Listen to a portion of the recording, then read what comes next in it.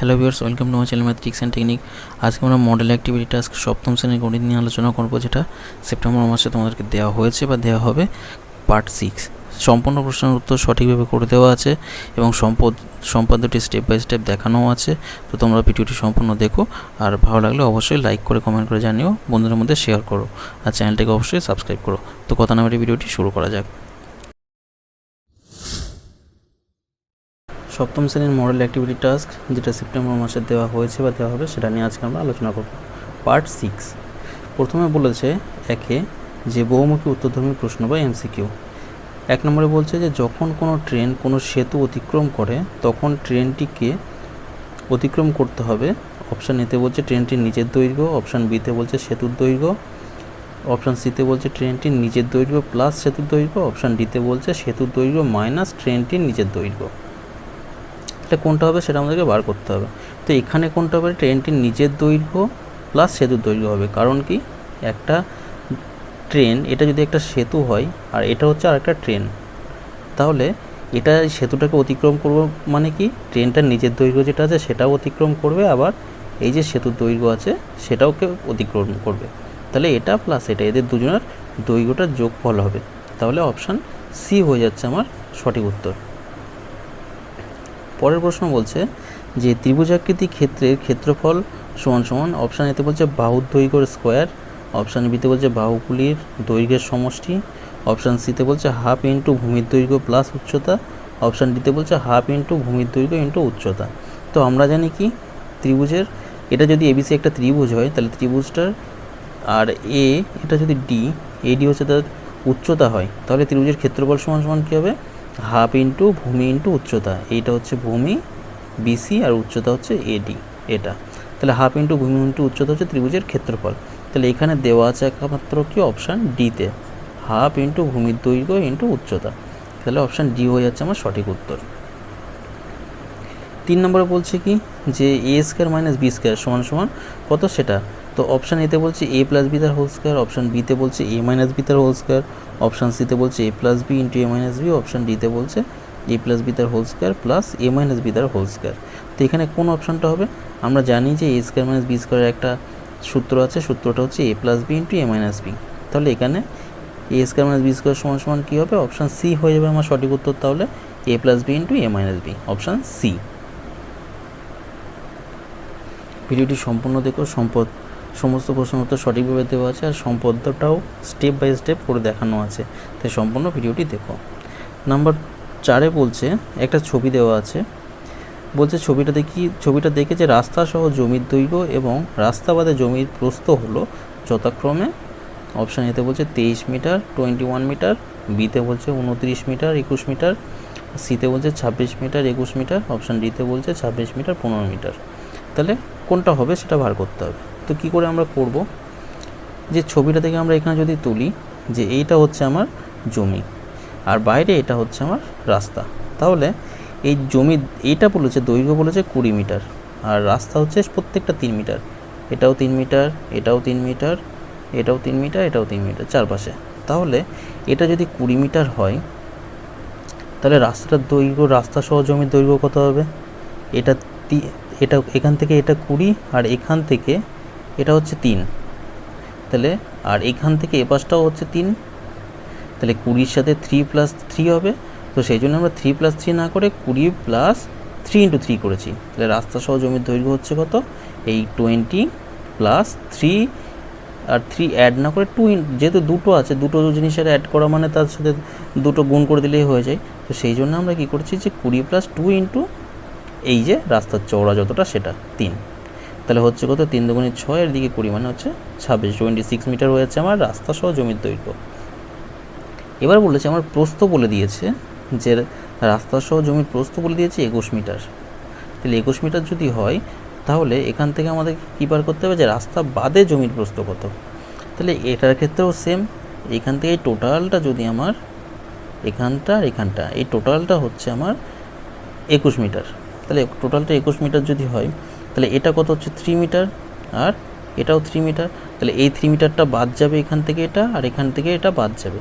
তাহলে সেমভাবে 21 থেকে এই 3 আর 3 6 মাইনাস করবো, তা 3 আর 3 দুবার মাইনাস না করে 2 ইন্টু করে দেবো, তো সেই জন্য 21 মাইনাস 2 ইন্টু 3 মিটার, মানে যতটা চওড়া 2 ইন্টু সেটা মাইনাস হবে যদি বড়টা দেওয়া থাকে, আর ছোটোটা দেওয়া থাকলে প্লাস হবে, এখানে যেমন হয়েছিল। তাহলে এটার ক্ষেত্রে আমরা কি করব, যে রাস্তাবাদের জমির প্রস্থ হবে 21 মাইনাস 2 ইন্টু 3 মিটার, মানে 21 মাইনাস 6 মিটার, মানে 15 মিটার হয়ে যাবে আমার উত্তর। তাহলে এগুলো আমাদেরকে করে দেখাতে হবে না, আমাদেরকে শুধু এটা বোঝানোর জন্য আমি করেছি, তোমরা শুধু উত্তরটা ঠিক করলেই হবে। তাহলে 26 মিটার 15 মিটার কোথায় আছে, অপশান ডি হয়ে যাচ্ছে সঠিক উত্তর। প্রশ্নটা লিখতে হবে, লিখে উত্তর লিখে যেটা হবে সঠিক উত্তর সেটা লিখতে হবে। তাহলে এইভাবে এই 4টে হয়ে যাবে।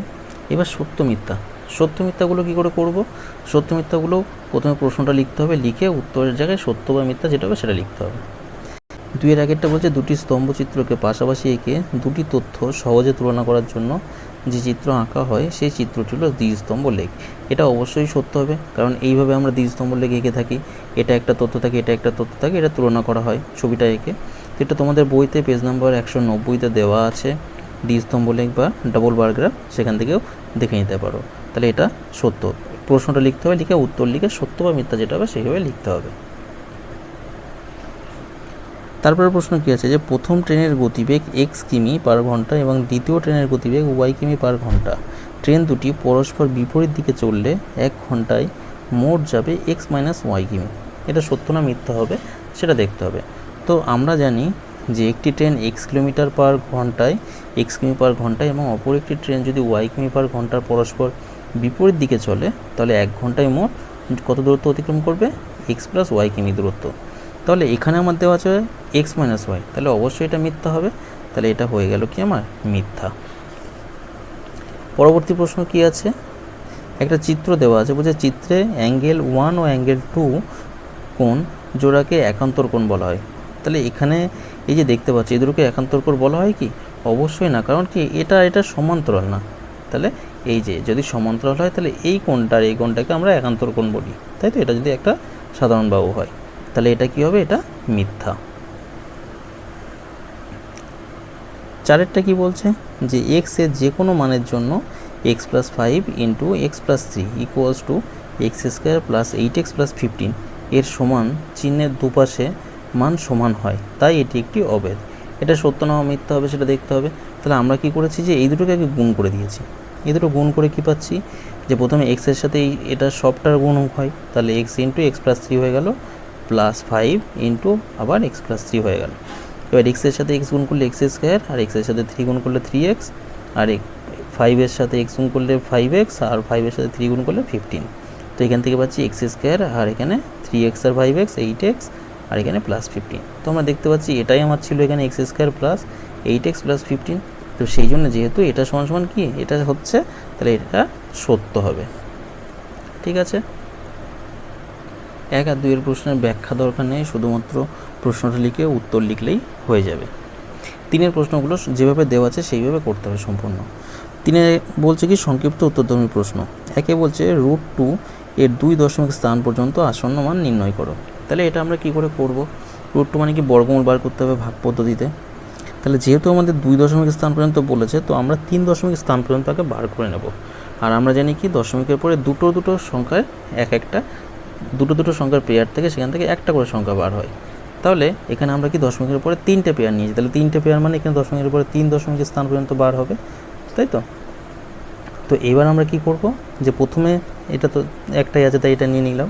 এবার প্রথমে এককে 1, তাই তো। তাহলে এককে 1 হয়ে গেল, বিয়োগ করে কত হচ্ছে 1। এবার পয়েন্টটা এখানে চলে গেল, আর এই দুটো শূন্য চলে আসলো। এবার 1-এর সাথে 2 গুণ করতে হবে, ডবল হয়ে যায়, তাহলে 2 ইন্টু 1 করলে 2 হয়ে যাচ্ছে। এবার 2-এর পাশে এমন একটা সংখ্যা লিখতে হবে, আবার সেই সংখ্যা দিয়ে এটাকে গুণ করে এর কাছাকাছি নাম্বার নিয়ে আসতে হবে। তাহলে 24, 2-এর সাথে পাশের সংখ্যাটা যদি 4 লিখি, তাহলে নিচেও 4 গুণ করতে হবে। তাহলে এটা গুণ করলে কত হচ্ছে 4 সাথে 4 4 16 6 হাতে 1 4 2 8 আর 1 9 96। তাহলে এই যে 96 বসিয়ে দিলাম, আবার বিয়োগ করে কত হচ্ছে 4। এবার পরের এই পেয়ারটা নামলো এখানে। তারপর কী হচ্ছে, এখানে 14 হয়েছিল, তাহলে 14 ডবল কত 28 হয়ে গেল। এবার 28-এর পরে পাশে এমন একটা সংখ্যা লিখতে হবে এবং তার নিচেও সেই সংখ্যাটা লিখে গুণ করতে হবে। তাহলে 28-এর পাশে 1 লিখলাম, কারণ এখানে 400 আছে। 28-এর ডবল করলে এটা তো 2 সংখ্যা, দুটো 2 ডিজিট সংখ্যা একটা, তাহলে 8টা লিখলে তাহলে 3 ডিজিট সংখ্যা হয়ে যাবে। তাহলে ডবল করলে 800 হয়ে যাবে, এই 2-এর ডবল 4, তাহলে 400 আর এদিকে 80, তোমার 500 বেরিয়ে যাবে। তো সেই জন্য আমরা 1 টাইমস নেব, একবার যাব। তাহলে একবার দিলে কত হবে? 1 অক্ষে 1, 8 অক্ষে 8, আর 2 অক্ষে 2, 281। তাই হচ্ছে। এবার বিয়োগ করে হচ্ছে কত? 119। এবার লাস্ট যে আমার এই পেয়ারটা আছে এটা নিয়ে নেব। নিয়ে নিলে কী হবে? এখানে 141, 141-এর ডবল কত? 282। এবার লাস্টে কত হবে? 282। এরপরে এমন একটা সংখ্যা নেব যেটার কাছাকাছি যাবে। তো আমরা এখানে নিয়েছি কত? 4। নিচেও 4 লিখবো, লিখে এটা গুণ করবো। 4 4 16, 6 হাতে 1, 4 2 8 আর 1 9, 4 8 32, 2 হাতে 3, 4 2 8 আর 3 11। তাহলে 11,296। এখানে 11,900 ছিল। তাহলে এটাই হচ্ছে কাছাকাছি, কারণ 5 দিলে আবার কত বেশি হয়ে যাবে। তো সেই জন্য এটা লিখলাম, এখানেও 4 লিখে দিলাম, এখানেও আর একটা 4। এই 4টা এই পাশেই থাকলো, আর এই যে নিচের 4টা এটা এই ওপরে চলে গেল। এবার কি করব? বিয়োগ করে হচ্ছে আমার কত? এটা আমি যদি আরও করি তাহলে আরও হবে, শেষ হবে না কখনো। কিন্তু আমার যেহেতু এখানে বলেছে, প্রশ্নে বলে দেওয়া আছে 2 দশমিক স্থান পর্যন্ত, সেই জন্য আমরা তার থেকে একটা বেশি নেব, কারণ আমাদের কি যতটা কারেক্ট করা যায় সেটার জন্য। তাহলে এবার এটা তাহলে √2 সমান কত দাঁড়াচ্ছে? যে 1.414 ডট ডট করে দিলাম, মানে কি এরকমভাবে চলতে থাকছে। তাহলে যেহেতু আমার 2 দশমিক পর্যন্ত বলেছে, তাই আমি দুটো দশমিকের পরে দুটো সংখ্যা নেব। আর এই 4, এটা যেহেতু 4 আছে, 5-এর থেকে ছোট বা 5 হলে আমরা 1, 5-এর থেকে বড় বা 5 হলে আমরা 1 যোগ করি। তাহলে যেহেতু 5-এর থেকে ছোট আছে, তাহলে এই 4টা আর কোনো দাম থাকবে না। তাহলে 1.41 হয়ে যাবে কি আমার 2 দশমিক স্থান পর্যন্ত আসন্ন মান। এটাই হয়ে যাবে উত্তর। তারপরের প্রশ্ন কি আছে? বলেছে যে ত্রিভুজের সর্বসমতার শর্তগুলি লেখো। তো ত্রিভুজের উত্তর কীভাবে লিখবে? ত্রিভুজের সর্বসমতার শর্তগুলি হলো, 1 নম্বর বলছে বাহু বাহু বাহু, যেটাকে আমরা SSS ফর্মুলা বলি। তারপর হচ্ছে বাহু কোণ বাহু বা SAS, যেখানে S হচ্ছে কি সাইড আর A হচ্ছে অ্যাঙ্গেল।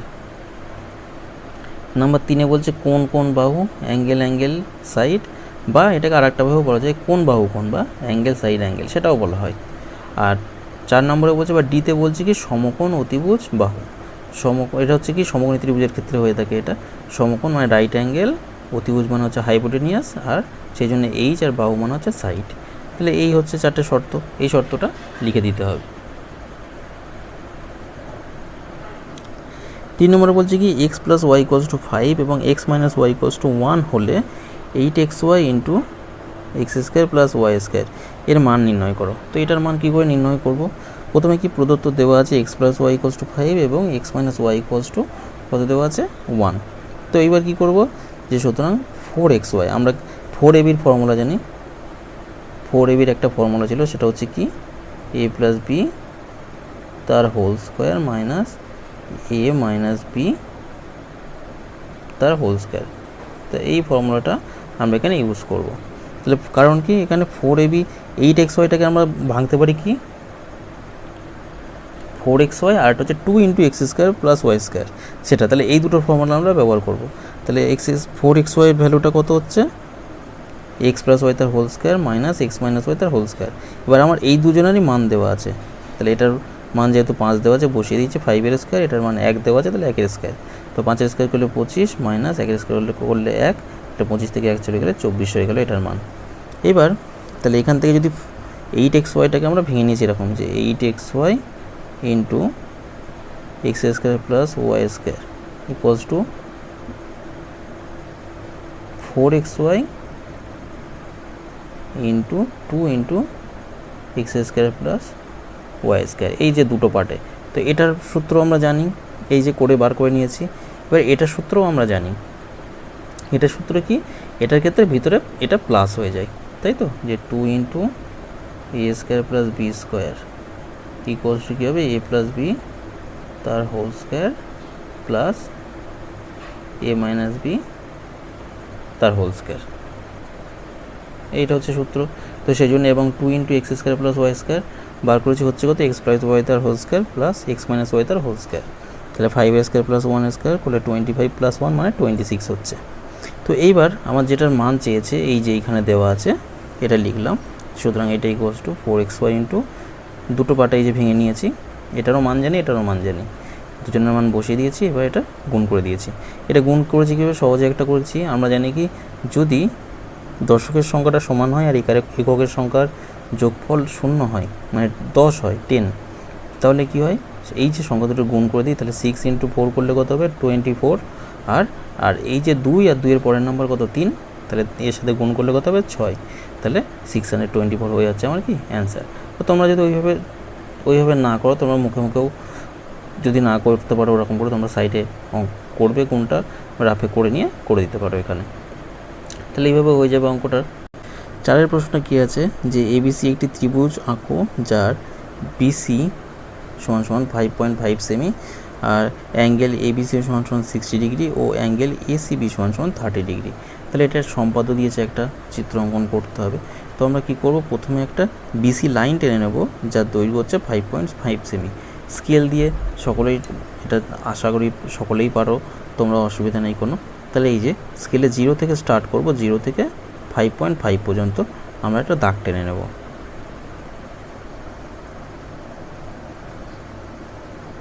দেখতেই পাচ্ছ 5.5 একটা দাগ টেনে নিয়েছি। এবার কি করব, এটা 5.5 সেমি, আর এখানে নাম কি বিসি, তাহলে উপরে এ হবে, তাহলে এ বিসি এই অ্যাঙ্গেলটা কত দেওয়া আছে 60 ডিগ্রি দেওয়া আছে, এই যে, তাই তো। তাহলে এইখানে বিতে আমার একটা 60 ডিগ্রি অ্যাঙ্গেল আঁকতে হবে, আর সিতে দেওয়া আছে কত 30 ডিগ্রি, তাহলে এখানে একটা 30 ডিগ্রি অ্যাঙ্গেল আঁকতে হবে আমাকে। তাহলে সেটা কী করে করব, একটা আমরা যে কোনো আর্ক বা যে কোনো বৃত্তচাপ একটা এই বিতে বসিয়ে টেনে নেব, ঠিক বি পয়েন্টে বসাবো, বসিয়ে টানবো, তারপর ঠিক এইখানে বসিয়ে সেটা কাট করে নেব। তাহলে এটা হয়ে গেল, টেনে দিলে আমার কী হয়ে যাবে 60 ডিগ্রি অ্যাঙ্গেল হয়ে যাবে। এইবার একই বৃত্তচাপ নিতে পারো, আলাদাও নিতে পারো, কোনো অসুবিধা নেই, আমি একই বৃত্তচাপ নিয়ে নিচ্ছি। এখানে 30 ডিগ্রি করতে হবে, তো 30 ডিগ্রি করতে গেলে আগে 60 ডিগ্রি করতে হবে, তারপর সেই অ্যাঙ্গেলটাকে দুটো ভাগে ভাগ করতে হবে। তো একইভাবে আমরা 60 ডিগ্রি অ্যাঙ্গেল করব। এখানে পয়েন্টগুলো ঠিকভাবে নিতে হবে যাতে নড়ে না যায়।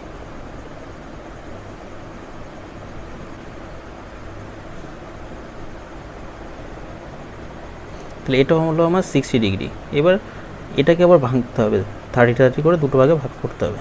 তো সেই জন্য কী করব, এখান থেকে আবার একটা টানবো এরকম, আর সেই একই দিয়ে এখান থেকেও সেটাকে কাট করব।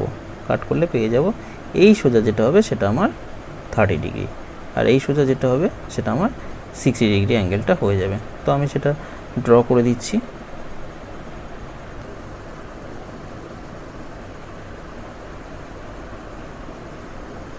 এবার কি করব, এখানটা হয়ে গেল আমার কত ডিগ্রি, এটা হয়ে গেছে আমার 60 ডিগ্রি, এটা হয়েছে 30 ডিগ্রি, আর এটা তাহলে কী হবে, এ হবে, তাহলে অ্যাঙ্গেল এ বি সি হচ্ছে 60 ডিগ্রি, আর অ্যাঙ্গেল এ সি বি হচ্ছে 30 ডিগ্রি, যেটা প্রশ্ন দেওয়া ছিল। এই যে এ বি সি 60 ডিগ্রি আর এ সি বি হচ্ছে 30 ডিগ্রি। তাহলে আমার এ বি সি ট্রায়াঙ্গেলটা তৈরি হয়ে গেল। কিছুই করিনি, এখান থেকে বসিয়ে একটা বৃত্তচাপ নিয়ে এটা টানলাম, আবার সেই একই বৃত্তচাপ এখানে বসিয়ে এটা টেনে দিয়েছি। তারপরে এখানের জন্য আলাদা বৃত্তচাপ করতে পারো, বা আমি ওই একই বৃত্তচাপ নিয়ে নিয়েছি। প্রথমে এটা করলাম, দিয়ে এখানে বসে এখানেও 60 আঁকলাম। এবার এটাকে বাইসেক্ট করলাম, বা দুটো ভাগে সমদ্বিখণ্ডিত করলাম এবং কোণটাকে। তাহলে কী হবে, এই কোণের আবার একই মাপ নিয়ে এখান থেকেও এখানে নিয়ে নিলাম, এখান থেকে এই মাপকে এখানে নিয়ে নিলাম। এখানেও তুমি মাপ চেঞ্জ করতে পারো, কিন্তু একই করে নিলেই ভালো হয়, বারবার ছোটো বড়ো করতে হয় না কম্পাসটা দিয়ে। যেটা হবে, এটা কি এই কোণটার সমদ্বিখণ্ডক হয়ে গেল। তাহলে এটা যদি 60 হয়, তাহলে এটা কত হবে 30। তাহলে এই দুটো লাইনটাকে আমরা বড় করে টেনে দিলাম, তাহলে যুক্ত হয়ে গেল যে পয়েন্টে, সেটা হয়ে গেল আমার এ। তাহলে এবিসি এখানে আমার ত্রিভুজটা হয়ে গেল। ঠিক আছে, এবিসি একটি ত্রিভুজ। এবিসি ত্রিভুজটা হয়ে গেল। তাহলে এইভাবে করে দেখবে, এইভাবে আমরা করে ফেলবো সম্পাদ্যটা। আজকে লাস্ট প্রশ্ন 4 অথবা যদি ভিডিওটি ভালো লেগে থাকে অবশ্যই লাইক করে কমেন্ট করে জানিও। বন্ধুদের মধ্যে শেয়ার করো আর চ্যানেলটাকে অবশ্যই সাবস্ক্রাইব করো নতুন যদি চ্যানেলে হয়ে থাকো। তাহলে আজকে লাস্ট প্রশ্ন কী আছে দেখে নেওয়া যাক, যে 90 মিটার লম্বা একটি রেলগাড়ি একটি স্তম্ভকে 25 সেকেন্ডকে অতিক্রম করলো, তাহলে রেলগাড়ির গতিবেগ ঘন্টায় কত কিলোমিটার নির্ণয় করো সেটা। তা আমরা জানি 90 মিটার সমান সমান কী হয়, 90/1000 কিমি মানে হচ্ছে 9/100 কিমি, এবং 25 সেকেন্ড মানে কত, 25/3600 ঘন্টা। কারণ কি আমরা জানি এটা সেকেন্ড থেকে ঘন্টাতে আমরা কনভার্ট করে নিয়েছি, আর এটা মিনিট থেকে কিলোমিটারে মানে মিটার থেকে কিলোমিটারে আমরা কনভার্ট করে নিয়েছি। এবার কনভার্ট করে নেওয়ার পরে কী করব, যে এটা কাটাকুটি করতেও পারো বা এরকমভাবেও রাখতে পারো। তাহলে কী হচ্ছে, এত ঘন্টায় ট্রেনটি যাচ্ছে কত, এত কিমি, এটা কিছু না, এটা এমনি দাগ পড়ে গেছে। তাহলে 25/3600 ঘন্টায় ট্রেনটি যাচ্ছে কত, এই যে 90 মিটার, তার 90 মিনিট মানে কত, 9/100 কিমি, তাহলে 9/100 কিমি যাচ্ছে। তাহলে 1 ঘন্টায় কত যাচ্ছে ট্রেনটি, ঐকিক নিয়মে করলে কত হবে, এটা যা আছে সেটা, আর এটা কী হবে, ভাগ হয়ে যায়। আর ভাগ হয়ে যাওয়া মানে কি আমরা জানি কি এটা উল্টে যাবে, তাই তো। তাহলে উল্টে গেলে কি হচ্ছে, উপরেরটা নিচে চলে আসছে, নিচেরটা উপরে চলে যাবে। তাহলে 9 × 3600, আর এখানে 100 × 25। তাহলে এই দুটো শূন্যর সাথে এই দুটো শূন্য আমরা কাটছি না, কেন কাটছি না, কারণ এটা পয়েন্টে আমাদের আনতে হবে, পয়েন্টে চলে আসবে, সেই জন্য আমরা এটা কাটছি না। 25-এর সাথে এটা কাটলে কত হবে, 144, 25-25 আর এটা কাটলে হবে 144। এবার 144-এর সাথে 9 যদি গুণ করি তাহলে কত হবে আমার, 1296। আর নিচে যেহেতু 100 আছে, তাহলে 100 থাকলে আমার কি দুটো ঘর আগে পয়েন্ট বসে যাবে, তো সেই জন্যে দুটো ঘর আগে আমরা পয়েন্ট বসিয়ে দিয়েছি। তার মানে হচ্ছে কত, 12.96 কিমি, 12.96 কিমি। তাহলে ট্রেনটি ঘন্টায় গতিবেগ কত হচ্ছে, 12.96 কিমি, তাই তো, বা গতিবেগ হচ্ছে 12.96 কিলোমিটার পার ঘন্টা, যেভাবে খুশি লিখতে পারো। 1 ঘন্টায় যায় এটা, বা এত কিমি পার ঘন্টা, যেটা খুশি লিখতে পারো। তো এইভাবে অঙ্কটা করতে হবে, খুব ছোটোর মধ্যে হয়ে যাবে। তো এই ছিল আজকের ভিডিও। যদি ভিডিওটি ভালো লাগে তো অবশ্যই লাইক করে কমেন্ট করে জানিও, আবার দেখা হবে নেক্সট ভিডিওতে।